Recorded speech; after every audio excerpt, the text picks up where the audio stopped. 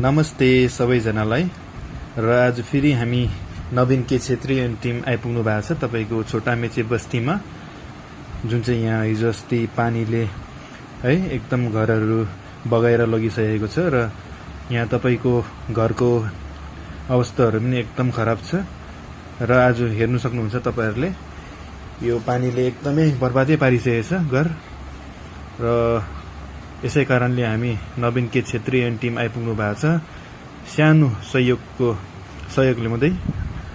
यो घरको मान्छेहरूलाई हेर्नु सक्नुहुन्छ तपाईहरुले कसरी खोलाले एकदम यो जग्गा जमिनहरू सब लगिसकेको छ र हेर्नु सक्नुहुन्छ तपाईहरुले यहाँ हाम्रो साथीभाइ दाजुभाइहरूले चामलहरू पनि लगिराख्नु भएको छ र यसै कारणले हाम्रो नवीन दाजुले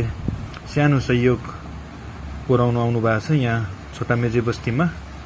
र सब्जीहरू पनि छ तपाईको आलुदेखि लिएर प्याज खोर्सानी टमाटर है तेल पनि छ तपाईको चामल पनि एक बोरा छ र टोटल 13 घरलाई सहयोग पुर्याउनु आउनु भएको छ त्यसमा तपाईको तिरपल पनि ल्याइदिनु भएको छ उहाँले र हेर्नु सक्नुहुन्छ तपाईहरुले यहाँ हाम्रो दाजुभाइहरू एकदमै खटिराख्नु भएको छ देख्नुहुन्छ तपाईले हेर्नुस् र यसरी तिरपल पनि लिएर आउँदैछ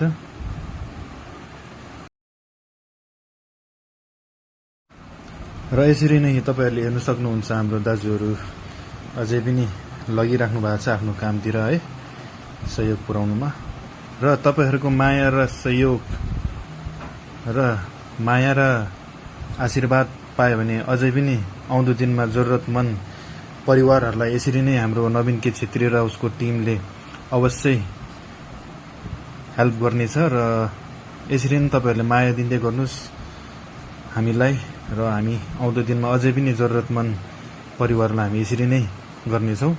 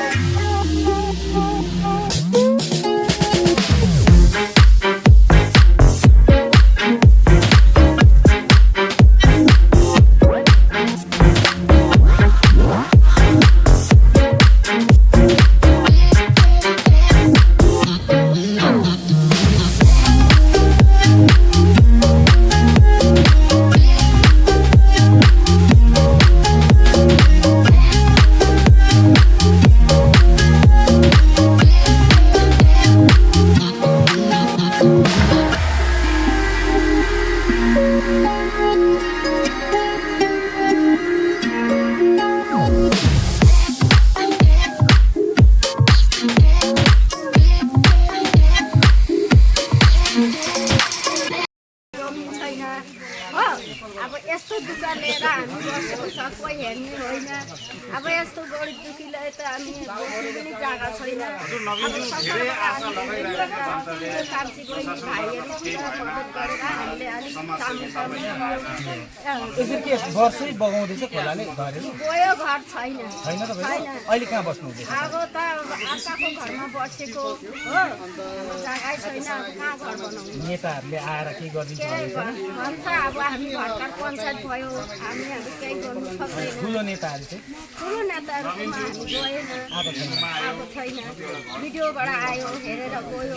हो केही गर्नु चाहिँ गरेन अरू त केही गरेको छैन धन्यवाद छ हजुरको नाम के पर्यो नाम मेरो छाइरा खातुन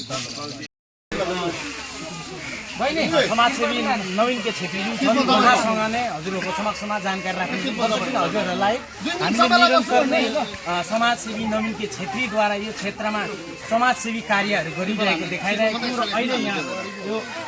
यहाँनिर तपाईँहरू देख्नुहुँदैछ नवीन छेत्रीज्यूको सम्पूर्ण टोली हुन्छ र जति समाजका कार्यहरू समाजसेवी कार्य नवीन छेत्रीज्यूद्वारा गरिरहनु भएको छ उहाँ सम्पूर्ण कार्य गर्नुमा उहाँको टोलीहरू रहेका छन् उहाँको टोली सम्पूर्ण मिलेर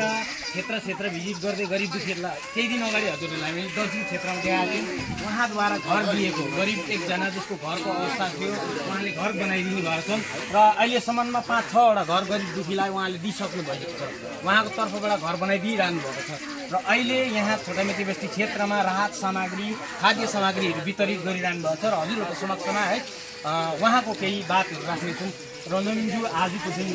प्रोग्राम चलाउनु भएको छ यहाँ समाजसेवीको कार्य गर्नुहुँदैछ है खाद्य सामग्रीहरू बाँड्नुभएको छ एक जानकारी सर्वप्रथम त तपाईँलाई नमस्कार है त्यसरी नै गरेर हाम्रो यहाँ साङ्माज्यू भयो अन्त यहाँ मेरो भाइ सञ्जय भाइ भयो सुरज भाइ हाम्रो लक्ष्य भाइ सिङ्गे भाइ जति नै हाम्रो दुर्गा छ धेरै जति पनि भाइहरू छ उहाँहरूको सहयोगले आज मैले यो कार्यहरू गर्नु पाइरहेको छु है धेरै सहयोग गर्नुभएको छ उहाँहरूले विशेष गरी हाम्रो सञ्जय भाइलाई पनि धन्यवाद छ उहाँलाई पनि धन्यवाद छ साङ्माज्यूलाई पनि अन्त जुन प्रकारको यहाँ घटना घटेको छ है यो घटना देखेर धेरै दुखित छु र म बेसी त केही गर्न सक्दिनँ बात त लगाउन सक्दिनँ किनभने यो त प्रशासनको काम हो र अगर मेरोमा त्यति पावर भएको सायद म यो बात पनि लगाइदिन्थेँ होला यति चाहिँ गर्नुहुन्छ र दर्शकबिन समाजसेवी नवीन के छेत्रीद्वारा निरन्तर नै समाजसेवीको कार्य गरिरहनु भएको छ कसैको भोका पेट भर्नु पनि यो सबभन्दा ठुलो कार्य हो जुन चाहिँ कार्य यहाँ नेताहरूले गर्नुपर्ने त्यो नेताहरू गरेको देख्दैनौँ आएको देख्दैनौँ नेताहरू यो भिजिट गर्नु पनि कमै मात्रामा आएको देख्छौँ र नवीन छेत्रीज्यूले क्षेत्रमा घरहरू पनि दिनुहुँदैछ नवीन छेत्रीज्यू तपाईँले घर पनि दिनुहुँदैछ खाद्य सामग्री पनि दिनुहुँदैछ र यसरी हिँडिरहनु भएको छ क्षेत्रमा सहयोग गर्दै है गरिब दुखीहरूलाई र के मेसेज दिन चाहनुहुन्छ नेताहरूलाई कि यो कर्तव्य जुन चाहिँ अहिले तपाईँले गर्नुभएको छ खास गर्नु भनौँ भनेदेखिलाई उहाँहरूले भोट दिएर जिताएको प्रतिनिधिले गर्नुपर्ने हो तर तपाईँले गरिरहनु भएको छ के भन्नुहुन्छ म उहाँहरूलाई यो भन्न चाहन्छु जति पनि प्रशासनहरू हुनुहुन्छ है जति पनि नेतागणहरू हुनुहुन्छ यो कुर्सी र पैसाको मोहमा बेसी डुब्नु हुँदैन मरेर लानु केही पनि छैन आज हामी जे पनि कमाउँछौँ यहाँ केही न केही छोडेरै जानु छ अगर लानु छ त्यो एउटा कर्म अगर म केही भइदिइहाल्यो भने मेरो नाम हुन्छ कि नवीन के छेत्री थियो यो जग्गामा भनेर है त्यसरी नै तपाईँहरू पैसा जम्मा गरेर मात्रै के हुन्छ अलिकति मलाई पनि सहयोग गर्नुहोस् न मलाई सहयोग गर्नुहोस् मेरो थ्रुबाट गर्नुहोस् या आफ्नो थ्रुबाट गर्नुहोस् होइन पैसा थुपारेर मात्रै राखेर केही पनि हुँदैन लास्ट मरेर जाने बेलामा त्यो 1 रुपियाँ पनि निकालिदिनु हजुरहरूले सुनिहाल्नुभयो त हुन्छ केही म प्रशासनसँग धेरै आश लिएर बसेको छु है म त हेर्नु यहाँ समाजहरू नै आशमा बस्छ प्रशासनको र उहाँहरूले चाहिँ गरे भने धेरै राम्रो हुन्थ्यो भन्ने मलाई त्यो राम्रो लाग्छ कतिवटा परिवारको आज लगभग 13 परिवारको सहयोग गरे अन्त यताउति अब एक्स्ट्रा हुन्छ 2-3 जना भयो 15-16 तपाईँ यति गरिरहेको छ बोजूलाई पनि दिनुहोस् चक्लेट दिनुहोस् ल म दिँदै गर्नु